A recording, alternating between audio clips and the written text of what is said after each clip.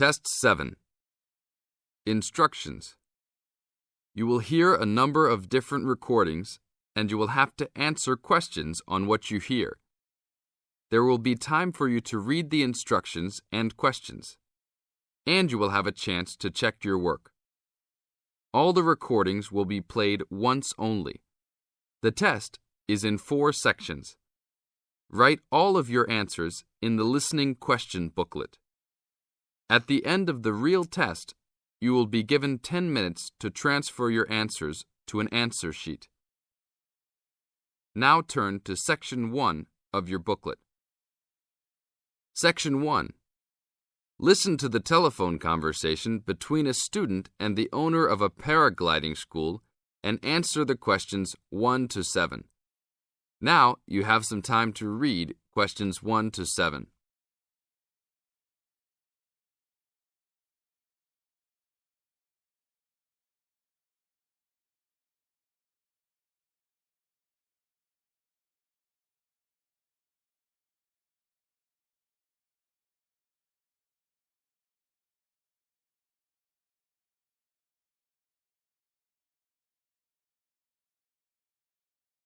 Hello, Paraglider's Paradise. How can I help you? Oh, hi. I'm interested in doing a course in paragliding. Which course are you interested in? Well, I'm not sure. What's available? We've got the introductory course, which lasts for 2 days. OK. Or there's the 4-day beginner's course. There's also the elementary pilot course, which takes 5 to 6 days, depending on conditions. We might try the beginner's course. What sort of prices are we looking at? The introductory is $190. The beginner's course, which is what you'd probably be looking at, is $320. No, sorry, $330. It's just gone up. And the pilot course is $430. Right. And you also have to become a member of our club so that you're insured. That'll cost you $12 a day. Everyone has to take out insurance, you see. Does that cover me if I break a leg? No, I'm afraid not. It's only third party and covers you against damage to other people or their belongings, but not theft or injury. You would need to take out your own personal accident insurance. I see. And what's the best way to get to your place? By public transport, or could we come by bike? We're pretty keen cyclists. It's difficult by public transport, although there is a bus from Newcastle. Most people get here by car, though, because we're a little off the beaten track. But you could ride here, OK? I'll send you a map. Just let me take down a few details. What's your name? Maria Gentle. And your address, Maria? Well, I'm a student staying with a family in Newcastle. So it's care of? Care of Mr. and Mrs. MacDonald. Like the hamburgers? Yes, exactly. MacDonald. The post office box address is probably best. It's P.O. Box 2492, Newcastle. Is there a fax number there? Because I could fax you the information. Yes, actually there is. It's 0249. That is for Newcastle. And then 760412. OK. Now, if you decide to do one of our courses, you'll need to book in advance and to pay when you book. How would you be paying? By credit card, if that's OK. Do you take Visa? Yes, fine. We take all major cards, including Visa, Master and American Express. OK then. Thanks very much. Now you have some time to read questions 8 to 10.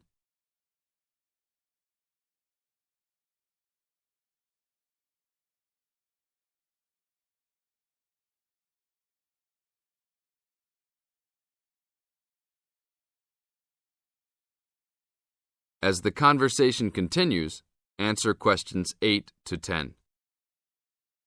Hi, Pauline. Hi, Maria. What's that you're reading? Just some information from a paragliding school. It looks really good fun. Do you fancy a go at paragliding? Sure. Do you have to buy lots of equipment and stuff? Not really. The school provides the equipment, but we'd have to take a few things along. Such as? Well, it says here, clothes wear stout boots, so no sneakers or sandals, I suppose. And clothes suitable for an active day in the hills, preferably a long-sleeve T-shirt. That's probably in case you land in the stinging nettles. It also says we should bring a packed lunch, We do not recommend soft drinks or flasks of coffee. Water is really the best thing to drink. We'd also need to bring suntan lotion and something to protect your head from the sun. Okay, that sounds reasonable. And where would we stay? Well, look, they seem to operate a campsite too, because it says here that it's only $10 a day to pitch a tent. That'd be fine, wouldn't it? And that way we'd save quite a bit because even a cheap hotel would cost money. Or perhaps we could stay in a bed and breakfast nearby. It gives a couple of names here we could ring. I think I might prefer that. Hotels and youth hostels would all be miles away from the farm, and I don't fancy a caravan. No, I agree. But let's take a tent and pray for good weather. Okay, let's do it. What about next weekend? No, I can't. I'm going on a geography field trip. And then it's the weekend before exams, and I really need to study. Okay then, let's make it the one after the exams. Fine. We'll need a break by then. Can you ring and... This is the end of Section 1. You now have half a minute to check your answers.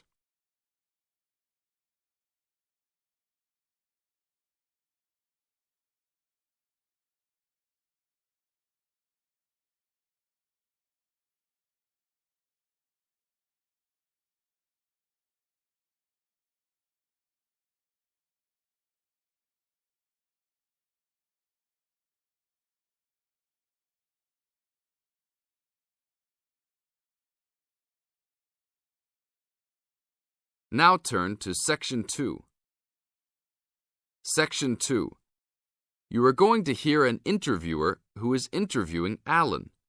He made a great discovery of Mungo National Park. First look at questions 11 to 15.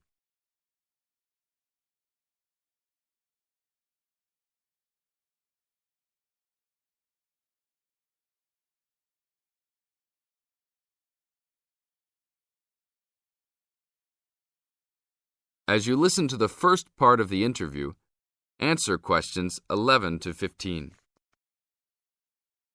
An event occurred in 1996 over a period of 3 days that attracted considerable attention at the time and led to a new find in Mungo National Park, which is the focal point of the Willandra Lakes World Heritage Area in New South Wales, Australia. I talked to Alan Moore, the organizer of this trip, about his experience. Alan, what was the purpose of your trip? Well, as you know, I love the outback and lead tours of people wanting to go into more remote parts of the country. However, I thought it was time for me too to have a holiday. So I packed up my family and we went to Mungo National Park. Why did you choose this location?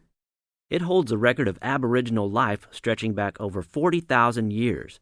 And of course, I wanted my young kids to be amazed by the main feature of the park, the remarkable Walls of China, as they're called, where wind and water erosion have exposed this long history. I see. What was the weather like? It was unusual for that time of year. The rain was just one continual downpour after another. We were always soaked to the skin. So we decided to cut our holiday short and only stayed 3 days in the end. However, it was eventful. The obvious problem was to get back to the nearest town, a small place called Burunga. But the dirt roads out there are always impassable after rain, so we settled down for a long, wet wait in the park. We didn't really mind because the scenery was so interesting. However, the kids wandered away without our noticing, and eventually we realized they must be lost. So we used our two-way radio to contact the park rangers and the police, and a helicopter was sent. Luckily, the kids were found within a few hours, but they'd made an important discovery. Now look at questions 16 to 20.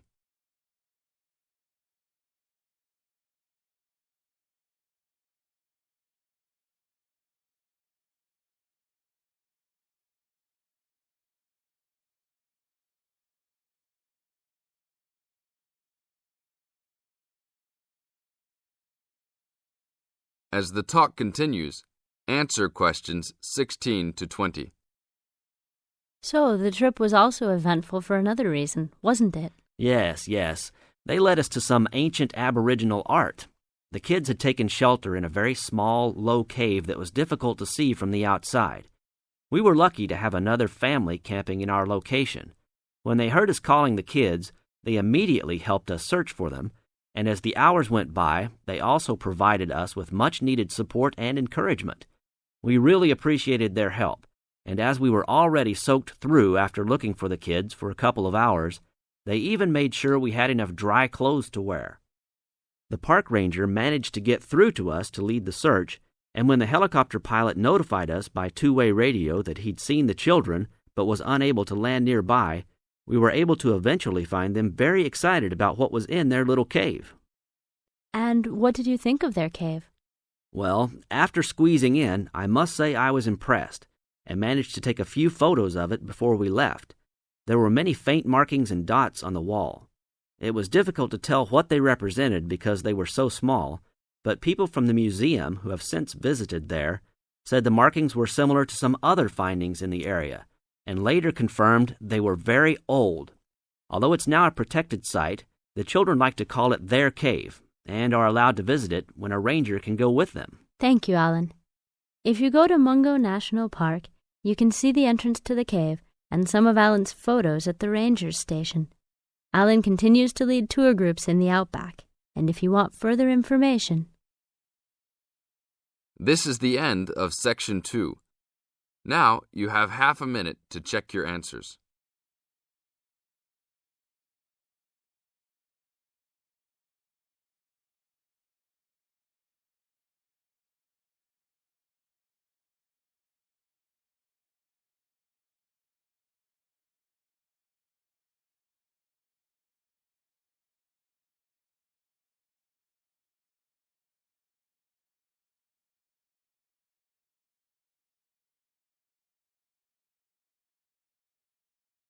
Section 3. You are going to hear a conversation between Sally and Ben. They are new college students. You now have some time to read questions 21 to 25.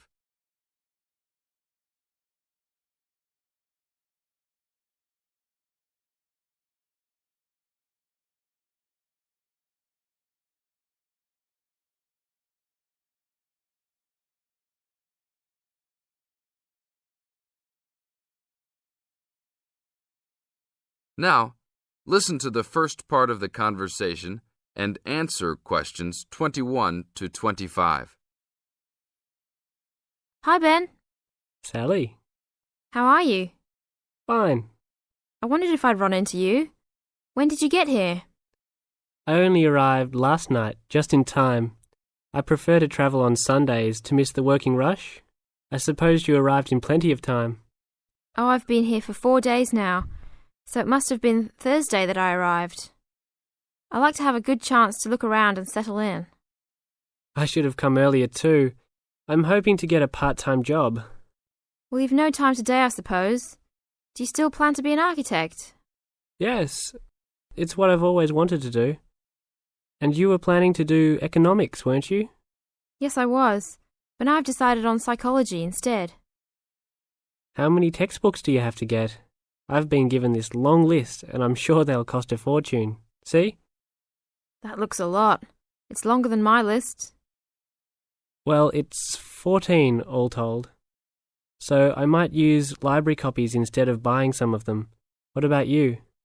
I'll probably buy the whole lot of mine because I only have 5 on my list, although I'm sure there are many more I'll have to read. Luckily, we don't have to read them all straight away. Have you got your class timetable yet? It came with the book list. When do your lectures start? Tuesday. That's tomorrow. How about yours? Oh, I've got an extra day, the day after yours start. Now you have some time to read questions 26 to 30.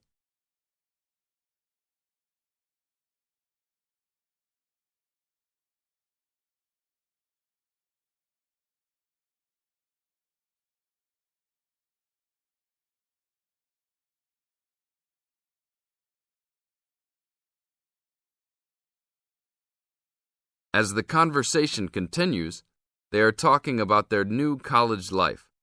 Listen carefully and answer questions 26 to 30. It's nothing like school, is it? Not so far, and the lectures will certainly be different. Do you have any special approach for keeping up with lectures and the amount we have to read? Well, I usually try to read every word in a book, in case I miss something important. So I suppose I'll try to write down every word of the lecture if I can. Oh, I couldn't do that. I'd get cramp in my fingers, and I wouldn't really hear what was being said. I usually skim a book when I read, and underline key parts, so I guess I'll try to make notes on the main points of the lecture. Have you thought of using a cassette recorder? You mean to record the lecture? Yep. Then you could make really good notes. Is it allowed? I think so. It must be. Plenty of people seem to do it. It has to be better than trying to write every word as you listen. Anyway, what's your first lecture about? Oh, it's on the Industrial Revolution. The Industrial Revolution? Sounds boring to me. Not really. It made a big difference to everything, including architecture eventually. So what's your first lecture about? It's about what separates humans from other animals. Okay. Look, I was on my way to the library to check out some of these books on my list. I have a tutorial paper to give in a couple of weeks. Oh, what's the topic?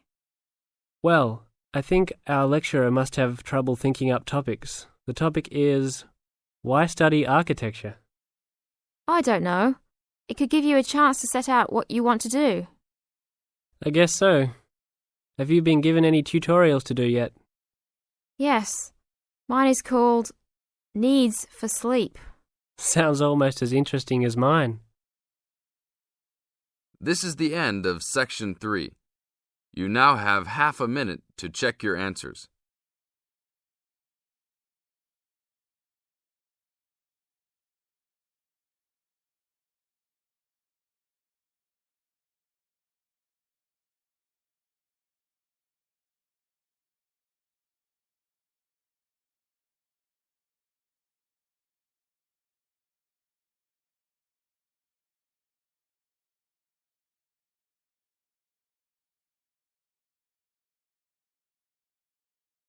Now turn to Section 4.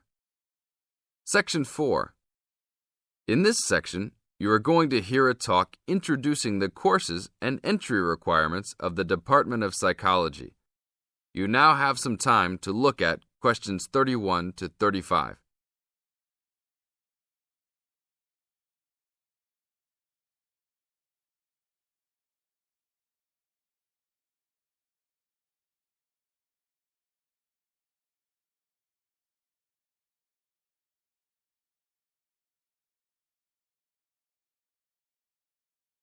Now listen to the first part of the talk and answer questions 31 to 35. Good morning and welcome to the Department of Psychology's Information Day for new and intending students. I'm the head of the department and today we plan to give you a clear idea of the main courses we offer, their entry requirements, duration, and the types of jobs you might obtain after gaining these qualifications. During the course of the day, I hope you will take the opportunity to talk to staff and attend information sessions for particular courses that may interest you. Some of these courses are open to school leavers, but some have particular entry requirements, so it is important to note these. Firstly, the Certificate in Psychology is offered as a 6-month course for those wanting a general introduction to the subject for personal or work-related purposes. There are no specific entry requirements. At undergraduate diploma level, we provide a 1-year diploma in psychology course, designed for those already in employment, whose work and previous training is not in psychology. There are no particular entry requirements, and students in this course usually take it to help them progress into their careers. For a major in psychology, we offer a 3-year degree course called a Bachelor of Arts, after which students can go on to take other courses if they want to specialise in psychology. The only requirement for this course is the usual undergraduate admission to university. Now, for the more specialised courses in psychology, we offer a master's degree to be taken over 18 months. This can be by research or coursework, but entry to this programme is only through first gaining a degree in psychology.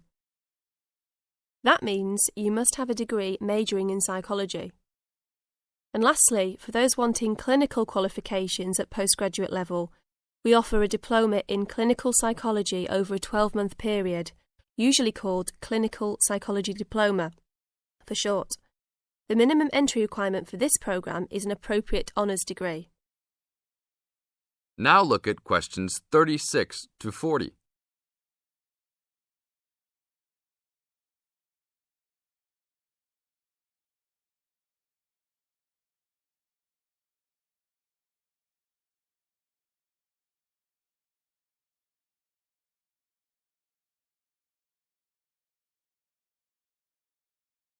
Listen carefully and answer questions 36 to 40.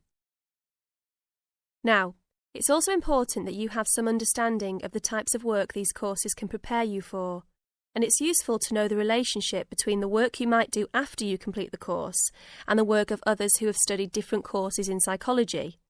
As I said before, the certificate in psychology is for personal interest or possibly for work-related purposes, but doesn't qualify you in any particular way. Our students in this course can range from women who have stopped work to care for their children and the children have now commenced school, to the support staff in a specialised publishing company. They really vary a lot. The undergraduate diploma usually attracts people working in offices such as banks or in some government departments. If you gain a degree with a major in psychology, again, you are not professionally trained, but this could enable you to undertake further training to obtain professional qualifications, or it might just be part of a first degree that will help you to get a good job that doesn't require particular specialisation at that stage. After completing a master's degree, you would expect to have some specialisation, perhaps in research or on a particular aspect of psychology, such as child development. For those who also have a clinical diploma, there are a wide range of jobs available. Some focus on helping people with personal adjustment or family problems. Others might concentrate more on using psychological tests, or perhaps working in particular institutions, such as those for the mentally ill, or in prisons. There are many other job opportunities, so if you are interested to discuss possibilities with any of the staff today. This is the end of Section 4. You now have half a minute to check your answers.